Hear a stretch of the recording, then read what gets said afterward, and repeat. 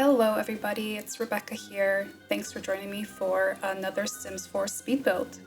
In today's video, I am building a vampire manor in Forgotten Hollow. It is coming up on fall here in the Northern Hemisphere, and I started this build a couple of weeks ago. I've been working on it on and off, but we finally got some cooler weather the other day, and it really inspired me to finish this build. So this is another build for my save file. I don't spend a lot of time in this world. I'm not really an occult player, but I have dabbled into it a little bit over the past year, and I'll talk about that a little bit later. But first, let's talk a little bit about this build. So I am building on the Wolfsbane Manor lot, and I am just keeping that name because it is a great name. And this is a home that can fit 4 or more Sims. There are 4 rooms total, or 4 beds total in this house, and there are 1.5 bathrooms. There is a coffin for vampires in the basement as well. And yeah, it's just kind of a spooky, creepy vibe house. And I knew I wanted to build something vaguely Victorian, but I was just kind of making up the shape as I went along. I really enjoyed this large hexagonal or octagonal little piece out the front, which is a typical Victorian feature. I didn't know what I was going to do with it at first, but we will get to that in just a little bit. I do have a balcony out back, and I did think that, you know, even though there are vampires living here, that it wouldn't necessarily be vampires who couldn't be out in the sunlight, although this is a slightly darker build. So, like I said, I was just kind of doing this on and off for a couple of weeks, so I didn't have a strong idea of who was living here. Although as we go through the build, I did start to kind of figure it out. I am working on the layout and the outside here. Right now, I am just placing down some rooms so that I can add a trim to the roof. And I have right now the spandrels up that have this nice kind of mossy, greenish, goldish color. I do change that to black a little bit later as I darken the build a little bit more, but that is a really nice color. I mentioned this in my comedy club build that I did use those spandrels and columns for my subway entrance, and they come in really nice colors, but they don't have any matching fences, which is really unfortunate in my opinion, because the colors are really nice. So I wish that we could get that added as a little bonus at some point. That would be really lovely. Now I'm working on the roof here, and I kept the footage of the roof here. I usually don't, just because roofing tends to be pretty straightforward, but I was really happy with the roof features that I added here. And right now I'm doing this little cutouts in the second floor and adding these rounded roofs. And yeah, I think it just looks really nice. I am pressing Shift-C on some of these roofs here to get that kind of rounded, bulbous shape, and it adds a little bit of a gothic flair, which I think looks really, really cool. So this was a roof line that I was really happy with, and I definitely wanted to share my process with you guys on this one. But like I said, I haven't really played a lot with vampires or occults all that much. I did it for the first time last year because I started playing the Joy of Life challenge just on my own. Nothing's been recorded. But the 3rd generation of that challenge, I think, is vampires. And I decided to just go for it. I was having a lot of fun with that challenge. I'm on Gen 9 or 10 right now, although I haven't played it for a couple of weeks now because I took most of my CC out of my game and I was playing with CC in that save file. But I ended up really enjoying the vampire generation and had a lot of fun building up that family and doing the vampire gameplay. Not to the point where I'd play multiple generations of it. I don't like it that much, but I was really impressed with the skill set and the challenges that are built into that kind of occult gameplay. So yeah, I was pleasantly surprised by that. The reason I had the vampire pack in the first place, despite not playing Occult, is basically for the build and buy items. Even though I am more of a modern builder at my roots than a traditional builder, I do enjoy a lot of the items that come with this pack. And I joke and say that I basically got this pack for the radiators. And this was before For Rent came out, many years before For Rent. So those radiators were the only non-CC radiators that we had for a really long time. And I just really needed them in my game. And I also really enjoyed the decals with the cracks in the wall. It was a couple of years, I think maybe Werewolves was the next pack afterwards, where we got those really cool decals that make, the walls look a little bit busted and aged.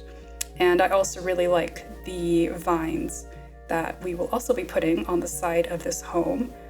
So yeah, really wonderful build mode, and as it turns out, pretty fun live mode as well. So pleasantly surprised by this pack.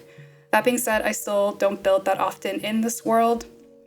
Some of my favorite things to do in this world, despite the prevalent Victorian theming of Forgotten Hollow, because of the lighting, it's got this cool yellowish lighting, is doing really modern or more sci-fi style builds, just because the default lighting fits that really well, I think. So a while ago, I did a brutalist build in this neighborhood, and I thought it was really cool.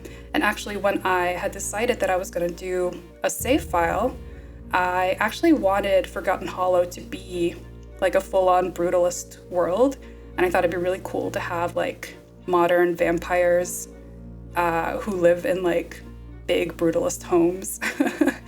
But I realized that that would take a little bit more effort, because I would have to modify the world outside of the actual lots themselves, and I didn't want to try using those mods where you can delete items outside of the lots, because I was worried about what it might do to my save file. So I changed my mind, and also after playing that generation of The Joy of Life, I was a little bit more comfortable in doing the Victorian style and keeping this world as it was originally intended. So I'll have to find another world that fits the brutalism neighborhood a little bit better. I do wish that we had a world that was very directly suited for that, but I know that I would be in a large minority, a small minority of people who would want like a brutalist world. But that's one of my favorite architectural styles. So, there's a lot of great items in game that suit that. But if we ever get something like that, that would be really exciting. But speaking of packs, we are getting a new one soon, and I have to say I'm pretty excited for it. Since I'm less of a player and more of a builder, I was curious what this would offer to me as a builder mostly. And after the gameplay reveal trailer, I was really intrigued by the custom venues and the level of customization you can do for both the venues and the getaways. So I'm sold. I am excited for it. I'm always excited for new packs. They're not always going to be necessarily for everyone individually, and this is something that I really stand by. For example, I said that I don't really play with the cults, and that I bought the Vampires pack mostly for the build and buy, but I also don't own Realm of Magic or Enchanted by Nature, simply just because those packs aren't my playstyle, and I'm not an occult player, and the build and buy items were not that interesting to me. So I didn't buy those packs. I really strongly feel that if you don't like it, you don't have to buy it. But Adventure Awaits, I think, is a pack that I am really excited for. The build and buy items themselves haven't really stood out to me in the trailer so far, but like I said, the options to customize venues as someone who is working on a save file, that is really interesting to me. So I'm excited to see more and can't wait to see what we get with that. So hopefully that will be a cool reveal. But moving back onto the stuff we're seeing on screen, this is the only full bathroom in the home. I was really happy with this. This is one of my favorite bathrooms I've ever done. I used the marble floors from Get Famous in both the kitchen and in the bathroom, and I just pressed Control F to get a quarter tile, and then I created my own custom checker pattern with those two colors of the marble floor tile. And I think they look really beautiful. I've used that in a couple of other homes in some of the builds that I've done, and it's a really nice effect, especially with that marble flooring from Get Famous. So I think that looks pretty neat. I'm also going for a very traditional layout, so formal dining room is separate from the kitchen, which is separate from the living room. And right now I am adding a basement. I had a little, I don't know, I had an idea of what I wanted to do with that large stone room, the octagonal stone room that we've got on the other side of the home.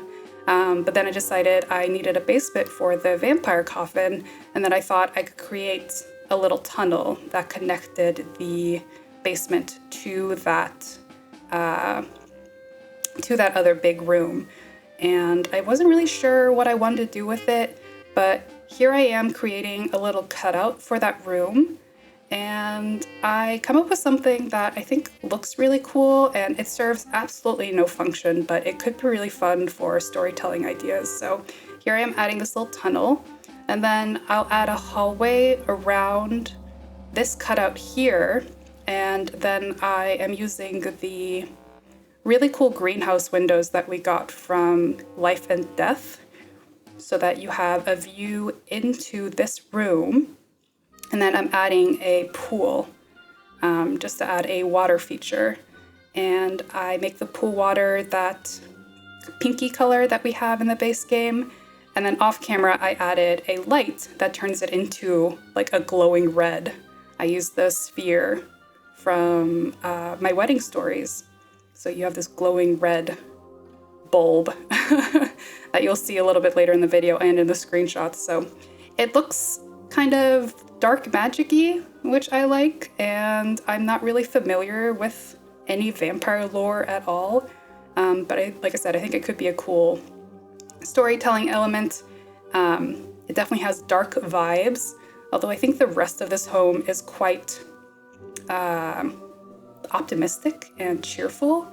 I end up adding a lot of plants and an easel and art supplies. So whoever lives here, they have wholesome hobbies, but there's something sinister about that room. Maybe it's like a dark magic room or a sacrificial room, or I don't know, something like that. Like I said, I don't know anything about vampires or vampire lore or anything like that, but you could have a lot of fun with that room and turn it into whatever you want.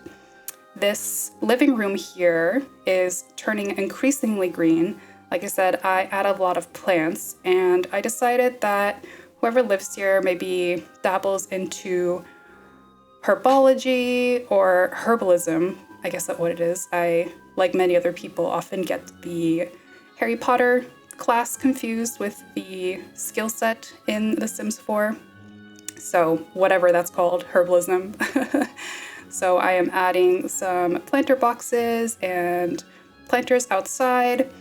And like I said, maybe one of these vampires is cool with being out in the sunlight, or maybe they just do all of their gardening at nighttime. I'm not quite sure. But I had a lot of fun adding these plants. I did realize at the end of building this, as I was taking screenshots, that this home is really similar to my Ghibli cottage that I built a couple of months ago. And as builders, I think we all have our cliches that we fall into as we're building. And I think mine, with like fantasy adjacent builds, is adding a lot of plants and books and easels. So you'll see some similar themes to the Ghibli cottage, especially here. This is the office/library, and I add lots and lots of books. I really enjoyed using the Book Nook kit to stack some books all around the room, and making it super, super cozy. I bet it smells really lovely in this little library. And I also realized, again, after this build, that this could actually be a pretty good home if you are playing the Joy of Life challenge and you're working on the vampire and subsequent generation for that challenge, because the generation that comes after vampires is a painter. And there is an easel and lots of artsy supplies that we'll add a little bit later on in the video. So I think also one of the requirements for the vampire generation is to build a library. So that is something that could also be a good fit for that. Although it is fun to, of course, build it on your own. One thing that I really did enjoy in the Joy of Life challenge for this generation was building up the wealth of my vampire and building that large library. Although, like I said, I was building with custom content in that save file. And I ended up using, I think it's Felix Alexander's Gothic CC pack. It's a couple years old. And the furniture pieces are so expensive, and so are the windows and doors, that it took a very long time to accumulate the simoleons needed to purchase just like a room full of, doors and windows. But I ended up being able to pull it off after I made my vampire an esteemed author. And yeah, like I said, it was really, really fun gameplay. Maybe I'll share parts of those generations on this channel at some point. I haven't opened that save file in a while, like I said, because it's got CC in it. And I do want to go through and minimize my CC folder and also go through and make sure that all of my mods are up to date. I'm playing with minimal mods. I just have Tool and Better Build By and MC Command Center and maybe a couple of others installed, but I don't have any like custom content for build or casts in my game right now, which is definitely making it easier to work on my save file because my save file will be CC free. And I did notice that as I was working on making families for my save file that a lot of those households were being flagged as custom content because I was using custom sliders, although I don't think that, affects how your sim will show up unless you do a height slider. I'm not sure about that, but now at this point I've taken the sliders out, so everybody should be fully CC free in my save file. This room right here is going to be the artist room, and I am using the items from the Artist Studio kit, which, as I've said before, is a kit that I absolutely love. I'm an artist too, and when that kit came out, it was just like, oh my goodness, wouldn't it be so fantastic to be able to create my own studio with all of those supplies and all of those furniture pieces. So at some point, I'm gonna do like a dream studio or dream home build. That will definitely be heavily utilized, although I haven't done much traditional art in a while, but it would still be so cool to have those items. So yeah, I'm a huge fan of that pack. Here I'm adding a bunch of plants to whoever the plant lover sim is in this family. So they are separate people in my eyes. I wasn't quite sure. Also, I think it's mostly off camera. I don't remember if I keep the footage, but I also put in a little shrine from the Life and Death pack, one of the funeral pieces. And so I thought maybe when I create the family for this home, maybe one of the Sims here is going to be a ghost, maybe a ghost vampire or something like that. I'm not quite sure. But yeah, I did enjoy having that in here. It would be cool to have like maybe a ghost that loves, gardening, and then we have maybe like a vampire that loves creating art. Yeah, here is the little altar. Like I said, I haven't quite decided who lives here. If you have any ideas, let me know. Like I said, don't know much about vampires, and I'm less of a fantasy person, so this is not the space that I'm most comfortable in creating characters, but for the most part, I am just letting my imagination run wild and creating what looks good and feels good. This kitchen is quite bright. I'm just adding some clutter here. I did really like the blue marble tiles with the cream and black checkered marble floors. I think that looks really nice. Lots of touches of gold in here as well. This is just a little pantry that's next to the kitchen, and I'm adding some gardening supplies in here as well for our gardener sim. And then we are moving to some more outdoor work.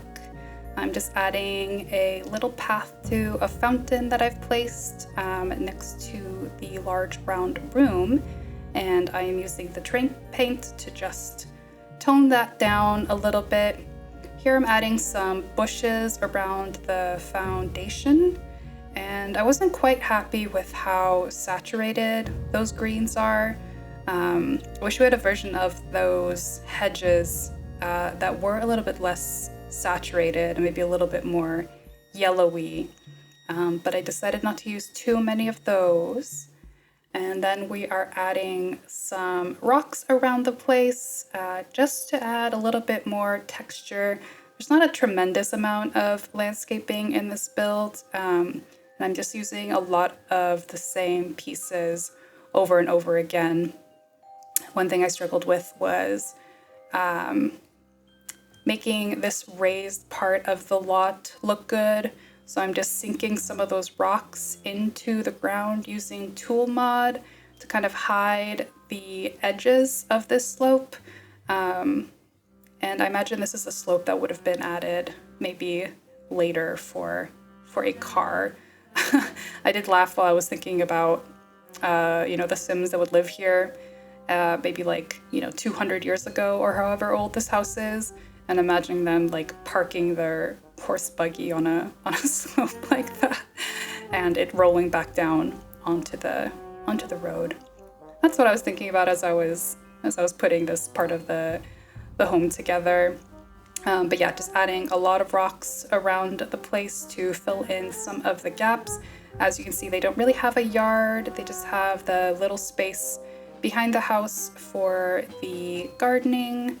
And here I'm just tightening up the fence a little bit. There was an awkward space between the boundary of the fence originally and the side of the house, and I didn't want to fill it with just hedges, so I tucked the fence in a little bit closer to the house, and I kind of like that it has a bit of an irregular shape here. These slightly less saturated hedges are live edit items from Get Together. They are definitely one of my favorite items in the game. Fits well in lush neighborhoods and also fits really well in Forgotten Hollow because it's not as bright green as those hedges that we were using earlier. Just kind of dulling down the terrain a little bit more here. Also to blend it in, there's quite a bit of mud and stuff in this world, so I wanted to make sure that that blended in nicely. And finally, we are moving on to some outdoor lighting, but that's pretty much it for the build. So curious to hear what you think. Let me know what your favorite rooms are or who you think would live here. Thank you so much for watching, and I will see you in the next video. Bye-bye.